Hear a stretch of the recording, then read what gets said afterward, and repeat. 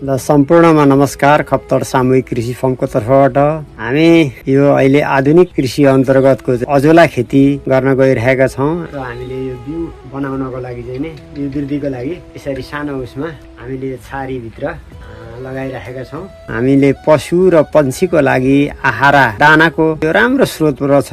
यसलाई हामीले जानकारी नभएको कारणले गर्दाखेरि व्यावसायिक खेती कसैले पनि खासै गरेको देखिँदैन, थोरै मान्छेले गर्नुभएको छ। यसले हामीले 50% दाना पशु र पन्छीलाई कम गरेर पनि यो खुवाएर हामी घरमै उत्पादन गर्न सक्छौँ। साना साना पानी पोखरी बनाएर यसलाई चाहिँ नि पानीमा उत्पादन गर्न सक्छौँ। हप्ता दिनमा यसको चाहिँ नि मल्टिप्लाई भएर चाहिँ धेरै वृद्धि विकास हुन्छ। यसलाई मल र पानी राम्रो व्यवस्थापन गर्न सक्यो भनेदेखि यसलाई माथिबाट छारी चाहिन्छ। ज्यादा घाम भयो भने चाहिँ यो हुँदैन। त्यसैले गर्दाखेरि मैले थोरै बिउ ल्याएर यसलाई खेती गर्नको लागि यसरी बिउ जमाइराखेको छु र यो अब हामी 20-22 दिन पछाडि यसलाई पोखरीमा लगेर ठुलो पोखरी बनाएर हाल्नेछौँ र त्यतिखेरसम्मको यसको वृद्धि विकास नै धेरै हुन्छ।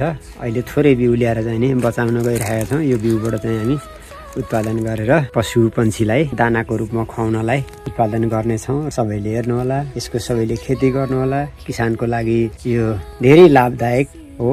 अजोला तपाईँहरूले युट्युबमा सर्च गरेर पनि हेर्न सक्नुहुनेछ। यसको गुणहरू कति छन्, यसको कति फाइदा लिन सकिन्छ भन्ने कुराहरू बुझ्न सजिलो पनि हुन्छ। अहिलेको संसारको युग भएकोले गर्दाखेरि सबैले हेर्नुहोला।